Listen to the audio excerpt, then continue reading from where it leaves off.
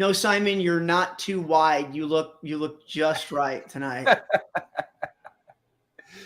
G'day, Mark. Simon asked me, he basically, in all intents and purposes, he said, does this dress make me look fat? No, I did not, you tag. Beautiful. You know how Simon gets his exercise? True story. Yeah. He plays football, soccer, against 11-year-olds. Well, Simon's a 46-year-old man, and he plays soccer against 11-year-olds. You know, I mean, I should play American football against 11-year-olds. Can you imagine how much I dominate? I mean, seriously, I would. You know, those 11-year-olds can be fast, mate. Kick some 11-year-old ass. Those 11-year-olds can be fast. All right, we're here to talk about. Well, welcome everybody. Welcome Rick and Sandra, M&S and Bob. Got a good crowd tonight. Better than the last time we tried this, and I forgot to turn it live. Oops. Bob. Oh, what was that? That was me. Echo there. Bob. I heard like the metal plate in my head is ringing or something. So anyway, we tried this before, but I neglected to hit public, so nobody got to see it. So we got a dry rehearsal on this. But tonight we're going to discuss whether or not Jimi Hendrix is the greatest rock guitar player of all time. I know people are going to mention things like, I'm going to nip it in the bud right away, Tommy Emmanuel and Joe Pass and all that. We're talking about, pop rock guitar players. You guys know what I mean. So that's the debate tonight. And Simon, why don't you kick us off? Tell us what you've been up to and tell us why or why not you think Jimi Hendrix is the best. Sure. So, I've been up to lessons and putting out a whole bunch of million videos or whatever. That's all kicking off quite nicely at Patreon. We've got all sorts of stuff. That's patreon.com/Simon Morrell, by the way. 650 different songs. It's mad. It's getting a bit crazy up there. Anyway, now, I love blues and soul music. That is kind of my thing. Generally, like that period between about 1965 and about 1973, 74 is pretty much where all my favorite music comes from. And I guess that's why I like Jimi Hendrix so much. It's not like I sit down anymore and listen to Axis Boulder's Love and all that sort of stuff, but it was a massive influence on my guitar playing when I was just starting up, And I think the reason is that, he was a guitar player in a lot of those bands. Like I think he played in Little Richard's band and a lot of that sort of stuff. And when you hear like the Impressions, Curtis Mayfield and the Impressions, like People Get Ready, bum,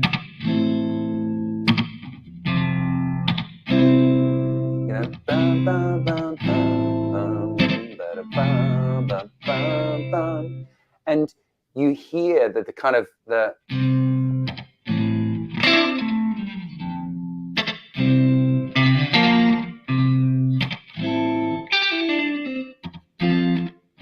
that kind of thing. You can actually hear Curtis Mayfield doing it in 1964 or 5, whenever that came out. And it's like, oh, must be Jimi Hendrix on that. But it's not. It's Curtis Mayfield doing all the kind of like stuff that you hear Hendrix doing later. So Hendrix is exactly the same as everybody else. Like he learned the guitar by listening to other people. But the thing I love about him in particular is that he takes that I'm going to play rhythm guitar and lead guitar all at the same time thing to a completely new level. Right? So in some of my favorite of his songs, he's busy playing simple things like simple chord progressions. Let's have a 2-chord progression. So a D to A, for example.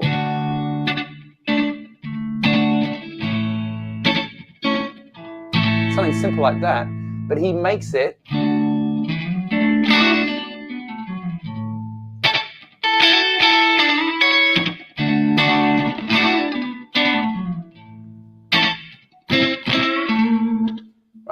and he's combining a lot of different things, which is really, really neat.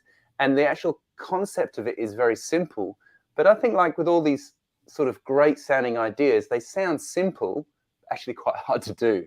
And to be able to have the experience and the skill and knowledge of what he's doing to simplify it and boil it down into this beautiful way of guitar playing is, for me, the reason I like Jimi Hendrix so much. So, for example, what I was doing there, I was playing D. Now, underneath here, we've got a D major. This is an A-shaped bar chord. So we have 5, 7, 9, 5, 7, 9, 6, 7, 9. That's a major scale underneath there.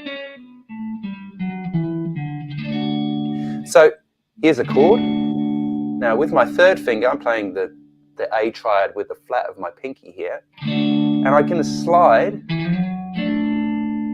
third finger, 7 to 9. There's the triad again. And then I can sort of add 9, which is always a cool sound. And there's all the intervals underneath there, which are just part of that scale that I played. So you should give this a go. Like, so you've got a D,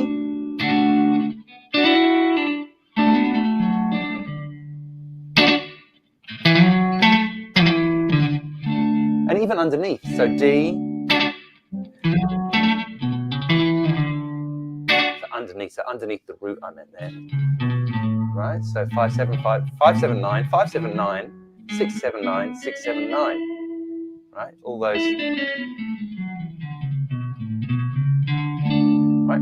So that is a really, really cool thing. And you hear him do this a lot on the more ballady sort of stuff where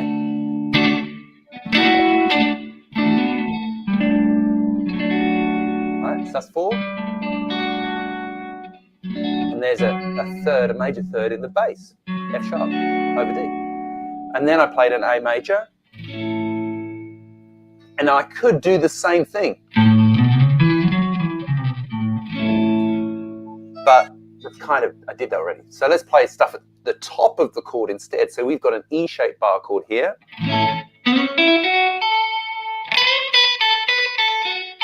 There's major.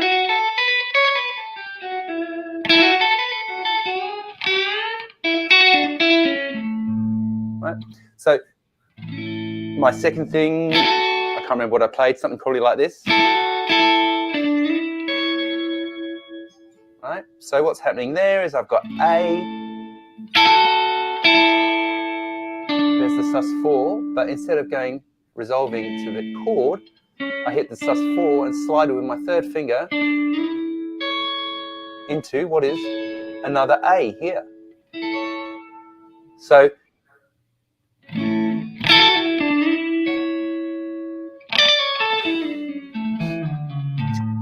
he's just really playing chords the whole time.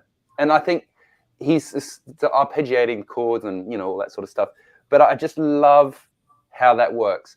And for me as a guitar player, like I'm quite happy in my band. I play in a band called Soul Messengers. We're like a 70s influenced soul band. And I'm quite happy to kind of go 1 and 2, 3, 4, 1.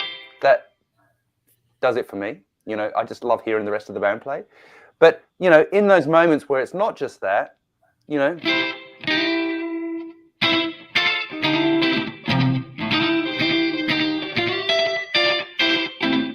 all that kind of stuff, right? And I just think it fills out the chord. It makes it sound just a bit sexier. And there you go. So that's kind of why I like Hendrix. It's not particularly because it's more about the style of it and the way that he played guitar. That sure, there might have been other people that play guitar a bit like that before, like I said with Curtis Mayfield, but he's the guy who kind of popularized that sort of style of guitar playing for me. There you go. That's why. So a couple things. First of all, when I think Curtis Mayfield, I think Freddie's Dead, of course. Yeah. Freddie's Dead. If you haven't heard that one, people, go check that one out. Great song. Great lyrics in that song. So let's talk a little bit. Some of the viewers here, I think, are what I would consider to be intermediate players and can always use some tips on. We can all use tips on how to practice better, practice more efficiently. So let's take a song like Little Wing, which can be played at multiple levels, right? I mean, you can play Little Wing very simply, just voice the chords. You can play it with nuance. You can play it similar to Stevie Ray Vaughan, which is definitely an homage to Hendrix, or you could try to emulate every little nuance of what Hendrix is doing. First of all, how would you approach a song like that as an early intermediate player that wanted to learn that? Would you break it down part by part? Would you get the chords down first? I think I would get the chords first, just so you can understand what's going on, because basically you're playing in E minor. The song's in E minor. The chords, E minor, Then we've got a G major, A major. Oh, sorry, A minor. E minor, 7. B minor, A minor. And this is where it goes a bit haywire. G major, F. That's the great change right there, the F, right? Yeah. C, then D. Now, so I would kind of get a handle on these chords. Maybe make this a minor 7. It's a bit sexier. And then B minor 7.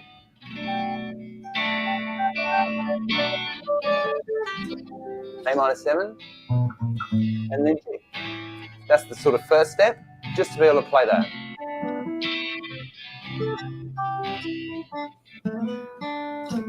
Okay, that's good. Yeah, I like that. So in the same vein, this is a question that I get a lot from my students. So let's take it a step further. Let's say you're learning a solo. We're being a little tangential here, but you know, we like to cover all the bases here on the Guitar Show. That's why we called it the Guitar Show. Simon and I thought long and hard, came up with lots of different creative names, and ultimately there it was standing right in front of us, the Guitar Show. We chose the most creative title of all, because it's a show about guitars. Anyway, so if you're going to learn a solo, first of all, do you think that somebody should spend the time to learn a solo note for note? Are there solos that unequivocally should be learned exactly note for note? I think if there's a solo you really like, then yeah, learn it note for note. Because I think what you really do out of that is you learn, there's licks that you learn that go into your own toolbox. Sure. Right? So like the one that like almost every single guitar solo that you learn, or I teach people, has this lick in it. Let's play it in E minor. Like almost every single guitar solo has this, where I'm bending 14 to 16, then 12, 12. Movies and stuff. As a huge Eagles fan, my end goal is Hotel California. Hotel California has this riff in it. When Joe Walsh comes into the...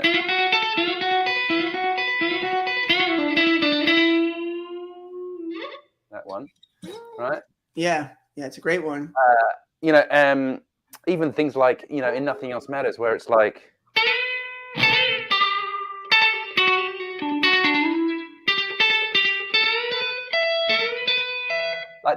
Like it is everywhere.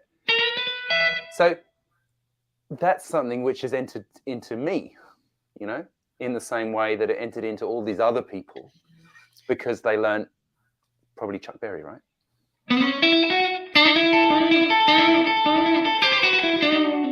All that kind of thing. Victor. What does Victor say? Victor's saying that he's not that good, and Roy Buchanan, Danny Gannon, and Stevie Ray Vaughan are much better. Oh, that's all right. Sure. Subjective anyway. But I mean, Stevie Ray Vaughan wouldn't have existed if it hadn't been for Jimi Hendrix. So that's one off the list. That's right. And Danny Gannon is a country guitar player. Jimi Hendrix is Stevie Ray Vaughan's father. You're right. Stevie Ray Vaughan would not have existed if it wasn't for Hendrix. Yeah, 100%. And Roy Buchanan and Danny Gannon are different kind of guitar players, to be honest. Yeah. I don't, you know. Like maybe you didn't catch the beginning of our video when we said we like Hendrix as the greatest rock guitarist, not the greatest country guitarist or the greatest jazz fusion guitarist or the greatest fingerpicking guitarist or whatever.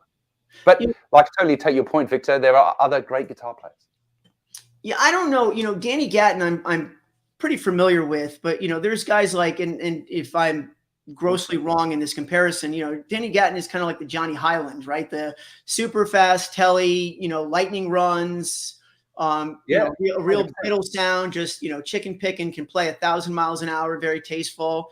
I don't know if he originated that sound, but it's a long and well-tread school.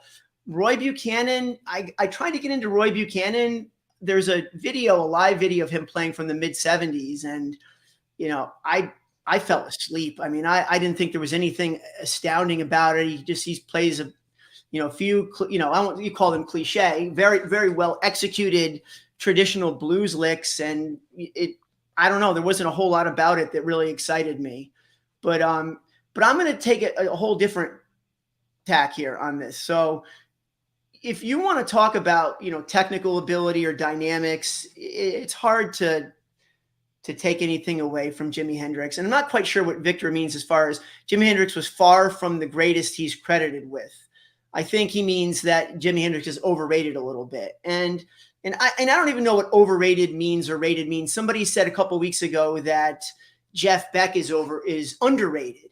And I would argue that Jeff Beck is not underrated, because Jeff Beck is always in the argument as one of the great players. And if you look at the canon of music that Jeff Beck has, it's not that impressive. I mean, you take away the 2 mid-70s albums that George Martin produced, and, maybe one of the, Beck-Ola, and you really don't have a lot of great material. And at the end of the day, you can point and say all you want that so-and-so is the best guitar player or this and that. But to me, it comes down to songs, it comes down to, putting material out. I think we talked about this too. I believe Ronnie James Dio, I think, is one of the great, if not the greatest rock vocalist ever.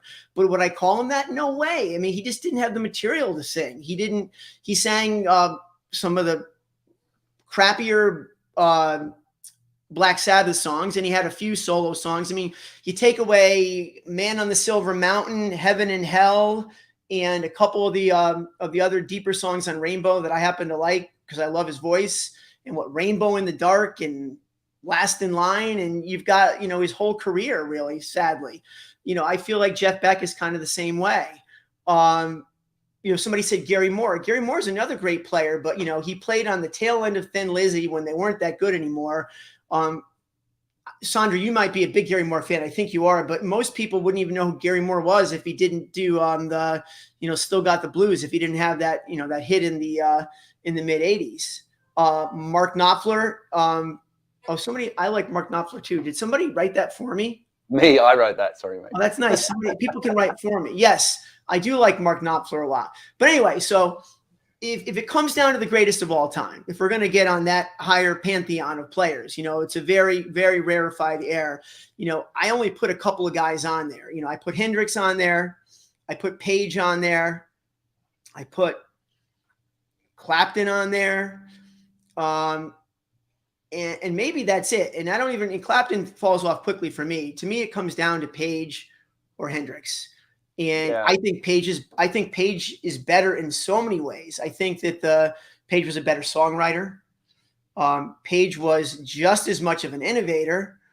Something like the Rain song. I could say that Hendrix doesn't have anything that is as unique as the Rain song. It's a song that is like no other, or Kashmir.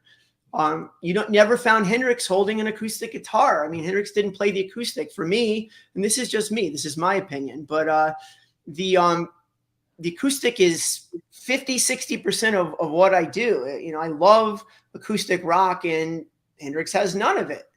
And even if you say, well, he died too young, he didn't reach his creative peak, what he could have done if he had lived. I mean, it didn't happen. So we can just, say whatever we want about that. But the reality is, he recorded 3 albums in the studio. If you want to put that time frame up against Page's output, which is Zeppelin 1 through Zeppelin 4, I think that the first 4 Zeppelin albums overall are better. I mean, I love Electric Ladyland, but there's some filler on there. 100% there is. Yeah. I mean, anybody that says, oh no, every little, they said he was like the Chaplin of, when he made that album. I mean, there's like 16-minute jams with, Steve Winwood wandering around. It's not like every little stroke is done to perfection. Absolutely not, in my opinion. I think that the first album is near perfect. I think it may be the greatest debut album that anybody's ever put out, except for maybe the Beatles' first album, because they are the Beatles. But no, seriously, that's probably the greatest debut album. But damn near second is the first Zeppelin album. I mean, and I think that I can go through a whole litany of things of why I think Page is better. He had a more diverse canon of music. He could play more styles. I think he was a better songwriter. I think that he played better live than Jimmy did. I think a lot of the stuff Page does, especially in the late 60s, early 70s, some of those blues solos that Page plays, Since I've Been Loving You, are absolutely killer. To me, they're better than any Hendrix solo. A lot of Hendrix's live stuff sounds sloppy to me. Now I love Hendrix. I still think Hendrix is the second best. But what else? And then if you just want to put song to song, I mean, Page had better songs. I mean, Hendrix doesn't have All Along the Watchtower is Hendrix's best song, and he didn't write that one. I don't know if that's his best song. I think it's his best song. I like Axis Boulder's Love. That's my favorite one. Axis is a great song, and Castles Made of Sand and Little Wing are great songs too. I mean, he was a great songwriter, absolutely. And he did light his guitar on fire better than Page. That was awesome. Yeah, he definitely did that. He knew how to put on a show. The old I don't know what it was like growing up in England. I'm sure it's the same way everywhere, but kids on the playground have all these great stories. And one of the great stories is that Hendrix put acid in his headband. Have you ever heard that one? No. That he rubbed with, the one I heard was he rubbed with a pencil till his forehead was raw. Then he put a tab of acid, and that's why he wore the headband, so the acid would melt into his head. So I love it. The stuff that we talk about as kids. Just did you know that Frank held his breath for 47 minutes? Seriously, Johnny told me, and Johnny saw it. But and we're talking. Somebody mentioned Eddie Van Halen, Mark Knopfler. Yeah, also amazing players. I was gonna say with Mark Knopfler, he does do his own thing, right? And I think that's why I like the Hendrix so much. And it's Spark Brain, the Little Wing, the SRV Little Wing thing. Yeah, sure, it's a good version of it, but who wrote the song? For me, Hendrix wrote the song. Outside of maybe Lenny, SRV wrote 12-bar blues songs, awesome songs. Right. But we're not. It's a different thing, I think, entirely. He's a good technician, maybe a better technician than Hendrix. I don't know, but for me, a bigger percentage of it for me is who wrote the tunes and what tunes do I love, and had somebody done that kind of thing before? No, so that for me it makes him better than SRV, even though SRV probably technically can probably play better than Hendrix. I guess, I don't know. He had those big thick strings and a hat and stuff. So from 68 to 70, right? Page wrote Whole Lot of Love. He wrote Good Times, Bad Times, Babe, I'm Gonna Leave You, Stairway to Heaven, Four Sticks, Rock and Roll. Yeah, I mean, you go on and on. Every song and every album is good. Is there a bad song on the first? Is there a bad song on any of the first four albums? I don't think so. There's not really. Daisy, but anyway, I was going to talk to you about the Rain song. The Rain song, yeah. To me, the Rain song tells you why Jimmy Page is awesome, because he takes a tuning that is quite random, right? It is. Yeah, there's no other song that's in that tuning. Yeah. What is going on there? It's a G sus. Watch my 12-string performance of it live. There you go. But it's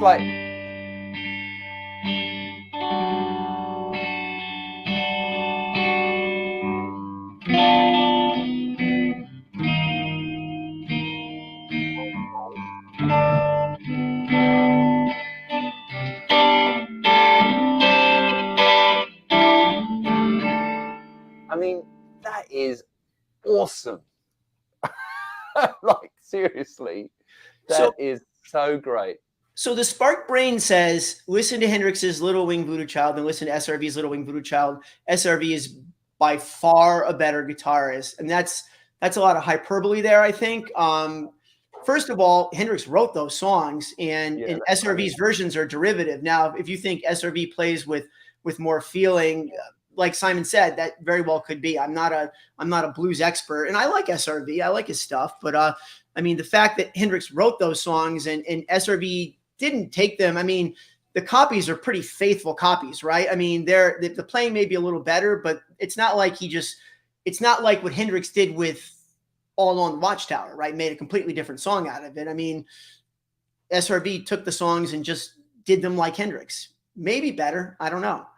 But anyway, getting back to the songs, just the canon of songs that Led Zeppelin have were just so much better. And somebody had mentioned, I forget, somebody mentioned Pat Metheny. They must not have been here at the beginning. We're talking about rock guitar players. We're not mentioning, I don't know, we're not mentioning Tommy Emmanuel or Alip Ba or Matteo Mancuso or any of the, the guys that bang on, Michael Hedges. We're talking about, rock and roll guitar players. But as far as jazz players go, I think Joe Pass is in a league by himself. But I love Pat Metheny, but I mean, no, Joe Pass was like what Hendrix was, as far as being a virtuoso, just a complete innovator. Yeah. Nobody sounded like Joe Pass. I think it's the innovation, Mark. I think it's the innovation of it that I love the most, right? And Salvador has got it exactly right. Hendrix lit our minds to techniques of what an electric guitar had hidden within. Yeah, I love that. Yeah, 100%, man. Oh my gosh, that's so true. Who's doing all this stuff before he did? Somebody mentioned Billy Gibson was Hendrix's favorite guitarist. So, Hendrix was notorious or famous for, mentioning that so-and-so is the best guitar player of all time. Like he, at different times, he mentioned Billy Gibbons. He mentioned Terry Kath. He mentioned Rory Gallagher. The famous thing was they said, who's the greatest guitar player of all time on the Dick Cavett show? And Hendrix said, you'll have to go ask Rory Gallagher. But I think 7 different people. He had some fun with that, as far as who. Well, he must have got the shits with that, hey? Yeah.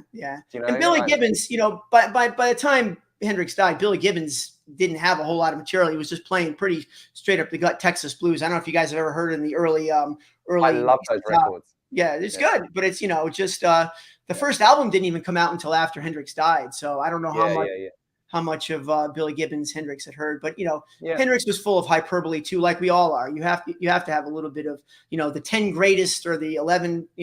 Somebody mentioned Eddie Van Halen, and Van Halen the same thing. I say it comes down to the songs there's some great songs, but I mean the better Van Halen songs are when Sammy joined the band and really took over the songwriting. I know every Van Halen song on every album, so I know the songs, but I would say overall, you can't compare those songs to the first 4 Zeppelin albums. I mean, what can you compare to the first 4 Zeppelin's albums as far as songwriting goes? Seriously, what compares the Sgt. Pepper to Abbey, Sgt. Pepper, Magical Mystery Tour, Revolver, going backwards, Rubber Soul, Revolver, Sgt. Pepper and Magical Mystery Tour, if you want to call it an album. I know it was an EP, so any of you Beatle geeks don't have to get technical with me. I know it was released as an EP, and anyway, but maybe the greatest 4 album, and then what comes after that? Houses of the Holy. I mean, 5 albums in a row, boom, boom, boom, boom, boom, and the only weak spots on any of those albums, there's a couple weak songs on side 2 of Zeppelin 3, right? A little bit of the writing suffers, but he certainly made up for it by not having a single bad song on the next 2 albums, right? Yeah. So anyway, I mean, it's just fun. I think it's a lot of different. There's a lot of different aspects that go into it. Abbey Road is the best album. Yeah, Abbey Road. I mean, I would say that Abbey Road is the best album. I mean, if I had to pick an album. Bloody Silver Hammer wasn't on it. Yeah, I know. Okay, so Sparked Brain is irritated, and he makes a good point. Why are we talking about songwriting? Well, I mean, songwriting is not part about being a great guitar player? I mean, I think that being able to write parts is fundamental. I mean, otherwise, if it's just improv, if we're saying who's the greatest improv player of all time, then it's got to be me. I mean. I don't know. I think, and I said this early, Spark Braden, you make a good point, and it's just all for fun here. I think, for me personally, I think that songwriting is a very important part of who the greatest guitar player is. I think that's important to me.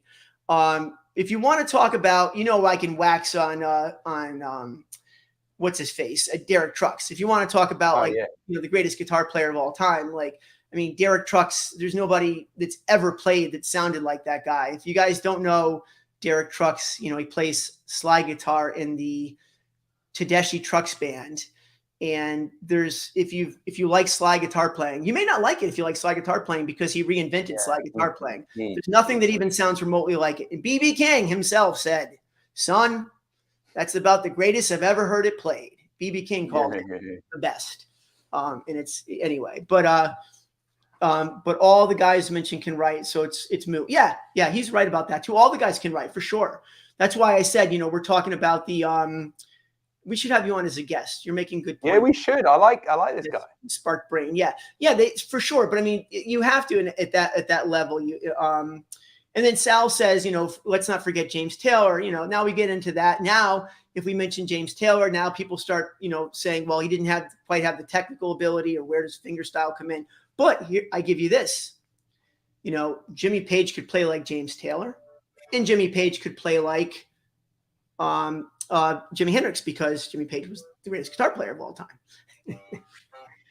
Yeah. Isn't it weird though to think about the fact, and Hendrix is way up there. If Hendrix is not number one, he's like, like 2A for me, or 1B or whatever. But it is kind of crazy to think that Hendrix never played acoustic guitar. He's got that. There's a few random things. The one video, right? Yeah. Because I do 12-string guitar, but he's like, hey, have you heard, that Train of Coming or Catfish Blues or whatever. Not very good. I mean, it's okay, but it's not like, I don't know. I wouldn't call that, Hendrix at his finest hour. Even he was kind of like, I'm just effing around here, But the video quality is great, right? I want that quality I can't get that quality on my camera now. Right? Throwaway footage from '68. All right, we're tangenting all over. And Jimmy Page could ruin one of the greatest rock bands of all time. Who did he ruin? Did he ruin the Firm? No, the Yardbirds, I think, maybe. Did he ruin the Yardbirds? I don't know if he ruined the Yardbirds. I don't know who he ruined. I don't know. Who did he ruin? It's nice that we've got a bit of genuine, excitement going on. Ruined one of the great rock bands. I mean, let's talk about the Yardbirds, right? I mean, the Yardbirds was. No, let's not talk about the Yardbirds. Keith Ralph was, just really dominated the Yardbirds, even though they had great guitar players in the Yardbirds.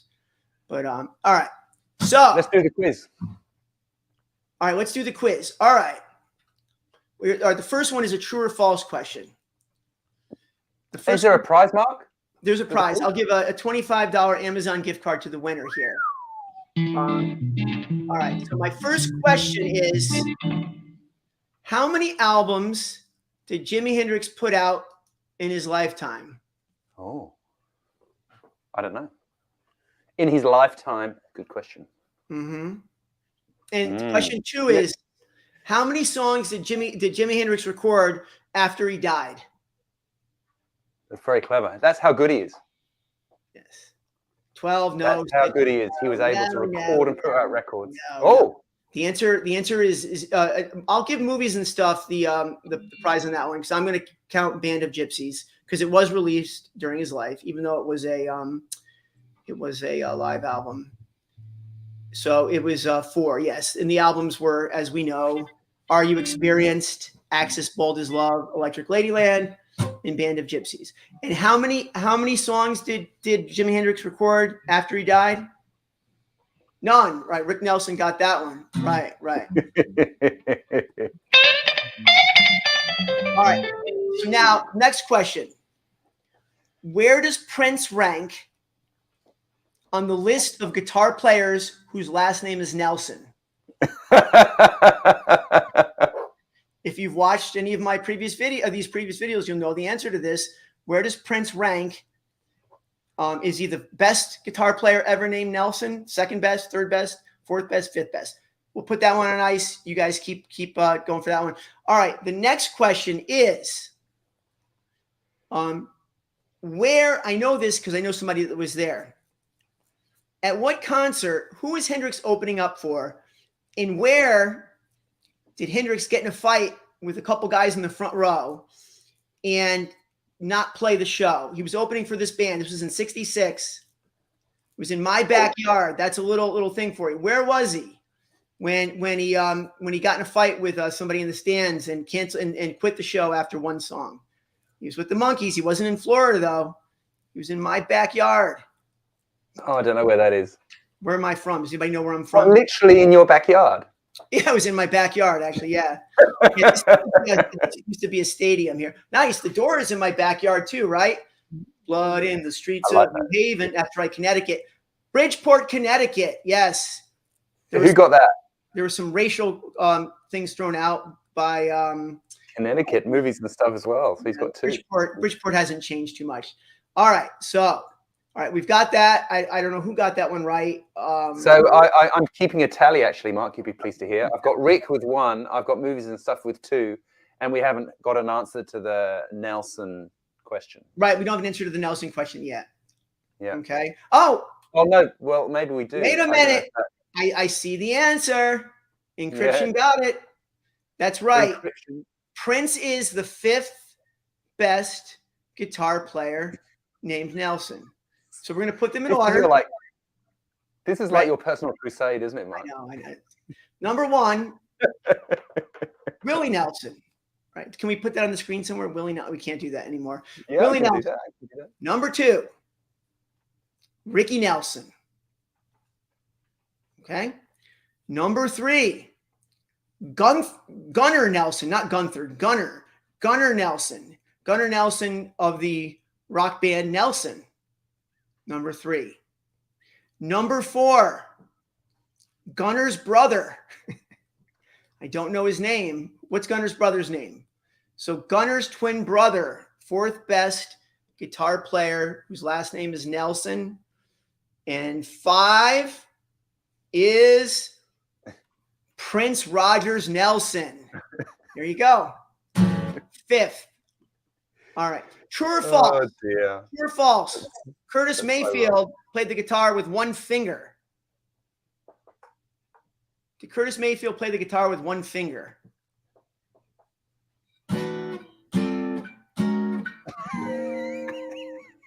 Mate, they're jazz chords. That's not 1 finger. No, the 11th there. No, by the late 60s, early 70s, he tuned open and he played everything like this. For real? And you watch him in the late 60s, early 70s, everything from he did Freddie's Dead. Am I the wrong guy? Curtis Mayfield, right? Didn't he do Freddie's Dead? And Super Freak. Not Super Freak. Help me out. Superfly. Superfly. Isn't that Curtis Mayfield? Yeah. Yeah. So in Freddie's Dead, Superfly. Or I think he played an open. Somebody look that up too. See what open tuning he was playing in. Speaking of which, yes, what I have right now, as a matter of fact. So we got a winner. We got a winner. The winner is who's the winner? Wait, no. Before we get the winner, tell me what tuning this guitar is in. Oh, I like it. Somebody has to tell me what tuning. I'm going to play a little bit, and you tell me what tuning this guitar is in. Oh, mate, that's beyond mine.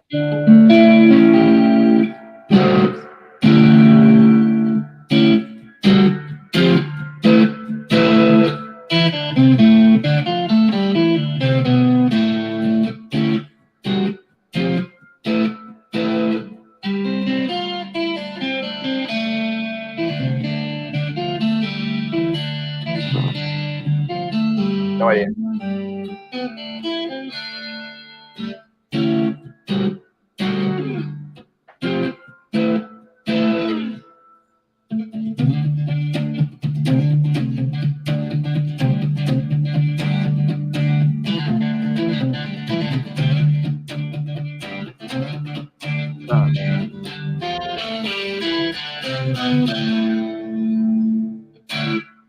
I'm going to give it a go. Is it Dadgad? It's Dadgad. Who won the Me. I won. You won. Did you win the gift card? No. But we didn't have any answers, so I guessed.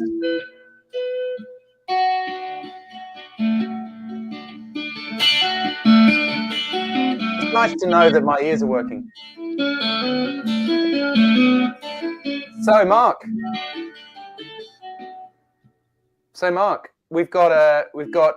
we had 5 questions. We in last place we have me with 1.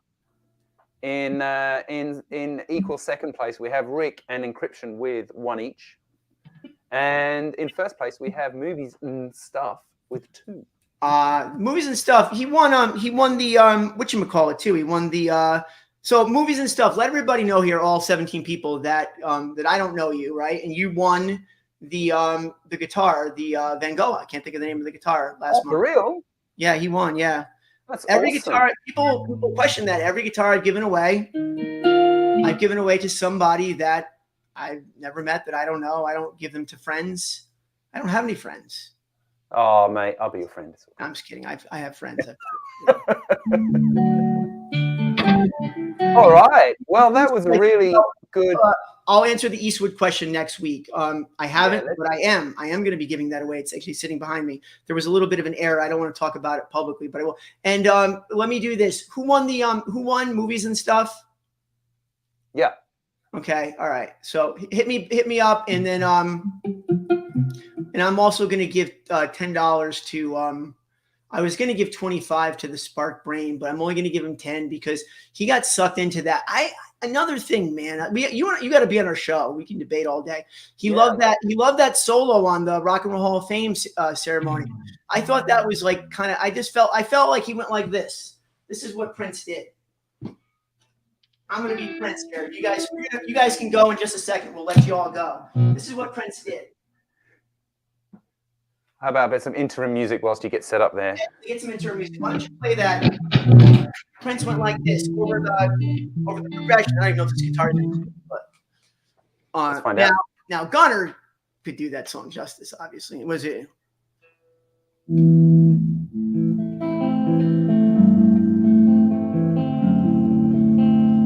Prince went like this.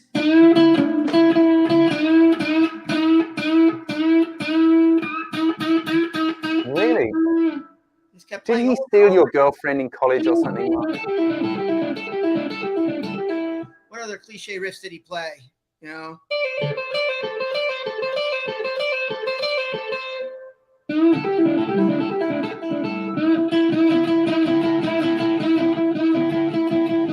He looked cool doing it though, and he had the back bend. You know, he's like this.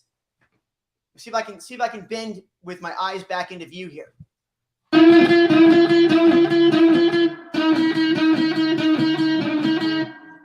That's Prince for you. Yeah, I don't know. Did he steal your girlfriend in college or something? Like, you're not a big fan of him, hey? No, he didn't. But I did have a nightmarish night after a gig once where, remember when Prince put the 4-CD crapola out where he left his record company, then he made people spend $50 to buy that 4-CD thing. And the fourth CD it's just him playing the drums. It's literally him like rehearsing on drums. It's this. This is what you get a CD of. That's the improvement he plays. Woo! Woo! Yeah! Yeah! Woo! You get that for like 40 minutes. So unfortunately that night, I happened to be hanging out with a couple people that were like heavily medicated. Medicated enough to where that sounded good, and they thought it was genius. So unfortunately, the screwdriver in the apartment was not sharp enough to stick into my eye. So I didn't know what else to do. So I just endured it. Anyway, I'm just kidding. So I'm speaking with hyperbole now. There I go. Aren't we all? Being hyperbolic. I will see you in 2 weeks, my friend. Yeah, we'll be back in 2 weeks. Hope you all enjoyed it.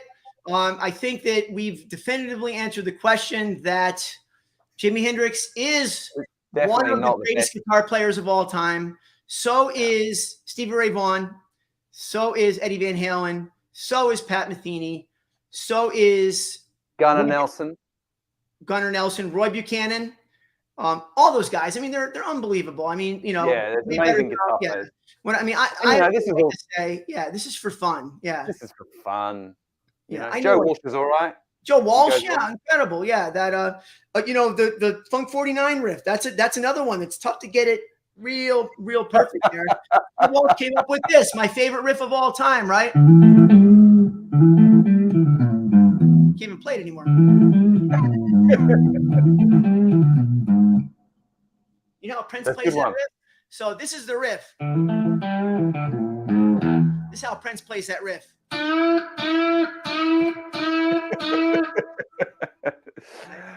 Okay. I like Akbar, man. That's very funny. Like we've said all this stuff, and now we're like, yeah, but whatever. Yeah, Thanks very much, everybody, for watching. We really do appreciate it. We will see you next time. You have my email, so send me harassing emails. It doesn't bother me at all. Remember, thumbs down on my videos. Watch my videos up more than thumbs up to. You can't do that anymore. Hey, give me thumbs down. Go back. Hey, watch my new video. If you haven't seen it, the 3 gadgets. 3. I can't. The 3. Is that one? 3 gadgets. I cannot live without. Is that the wireless? The wireless is not one of them. You know what the 3 are? Number 1, the most important. Don't let them watch the video, Mark. This is how it works. Watch the video. All 3 are under $20. You probably don't have at least 2 of the 3. Under $20. Right. Yeah. But this is awesome. Anyway, I will see you in 2 weeks' time. I've got to go. I'm going to be in trouble. In all seriousness, we sincerely appreciate all of you very much. I don't know, Spark Brain I think this is his first time on, but you added a lot. Yeah, I see you there, Encryption. Everybody, I'm very grateful for your time. I don't take it lightly. I know Simon doesn't either. So have a great night. Thanks so much for watching. We appreciate it. Yeah, take care. Ciao. Bye. Good night.